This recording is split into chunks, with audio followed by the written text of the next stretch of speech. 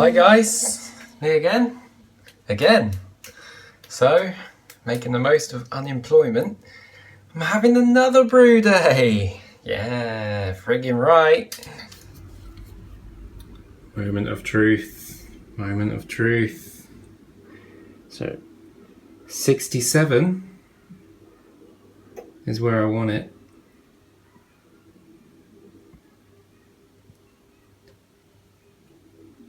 Oh! Yes!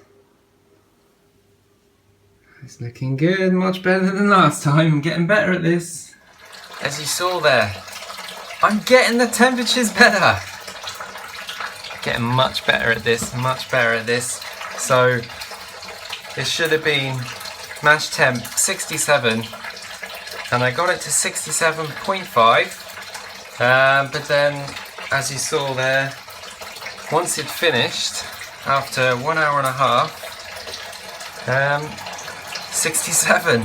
And I'm now, I'll show you what I'm doing now. Sparging. Still don't have a rotating sparge arm though. I've cut that a bit short and obviously not short enough, and this is something to do with gravity that needs to be up higher, but alright, it does the job. It does the job. So, and I've even got that, believe it or not, that's 77, which is perfect. So, what am I brewing today? As I live about 35 minutes away from Aldershot, I went to the Homebrew shop and got another kit.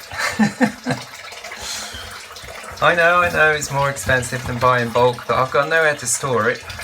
So I've got here single hop Nelson, which is Maris Otter, crushed biscuit and crystal malt with Nelson Sauvin or Sauvin or whatever they're called hops, that New Zealand hop, which I have no idea what it tastes like, and I've seen a lot of you guys have used it.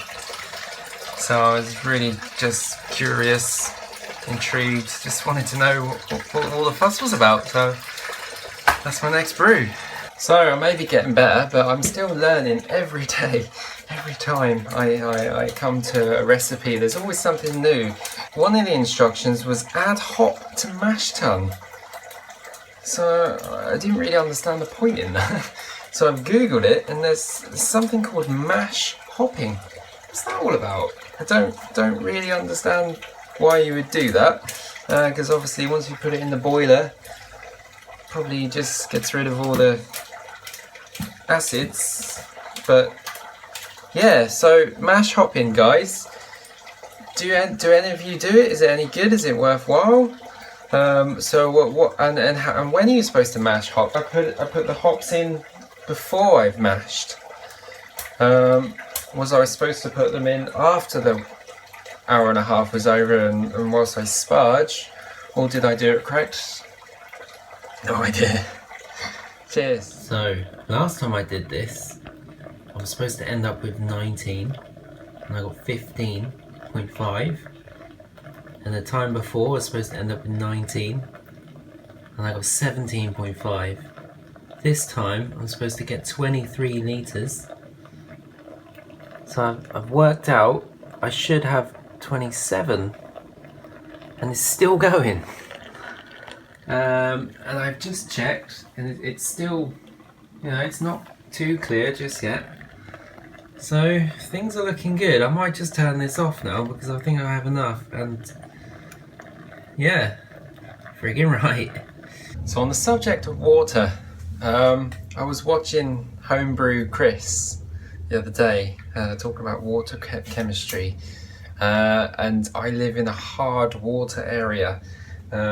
We get chalky water here. We have to do a descaler like every couple of months because it's just terrible water.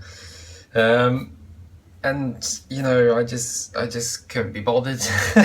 So to solve that issue, for now anyway, I've just bought the cheapest still bottled water I could find. I will have a look at our water supply. I'll look at their reports and all of that sort of thing, but that's for next time. Anyway, that'll do for now. The good thing about this kit is they label it all for you. So there's the first hop, another hop, 15 minutes towards the end. They even give you a little copper fining tablet. And I've got this here, Mangrove Jack's Craft Series Yeast M44 US West Coast. So it was about £18 that kit. It's alright. I don't know what it tastes like obviously, but no, it's a pretty good kit.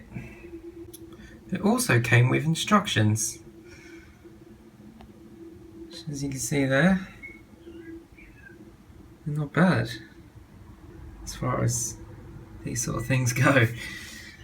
And they also give you a little brewing log so you can write everything down. So overall I'm pretty satisfied with that.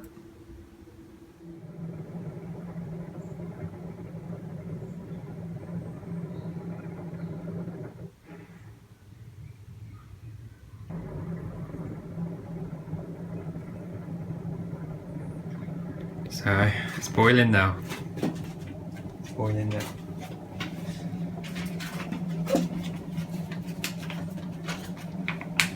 So I'm not using bags today because I've got hot pellets. So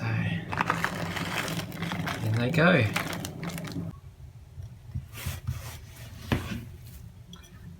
Cleaning.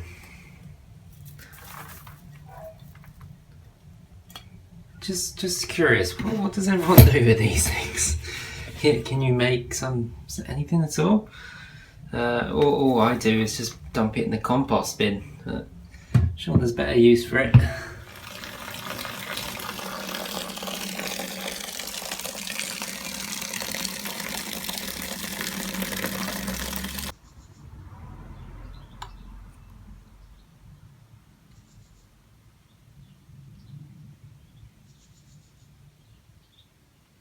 Uh, 1062,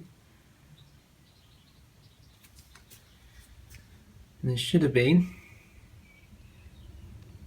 1061, so that's not too bad. I always like to get it on the side of the bucket there, just to get some bubbles, get some aeration in the wort. The water mystery continues. I wanted 23 and I've got just short of 19.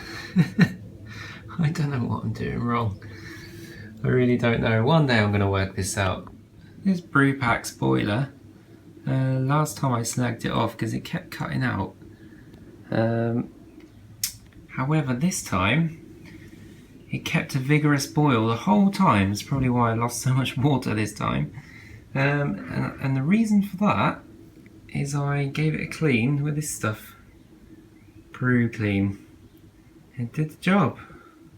So it's cooled down now to 25 degrees. So I'm going to pitch the yeast.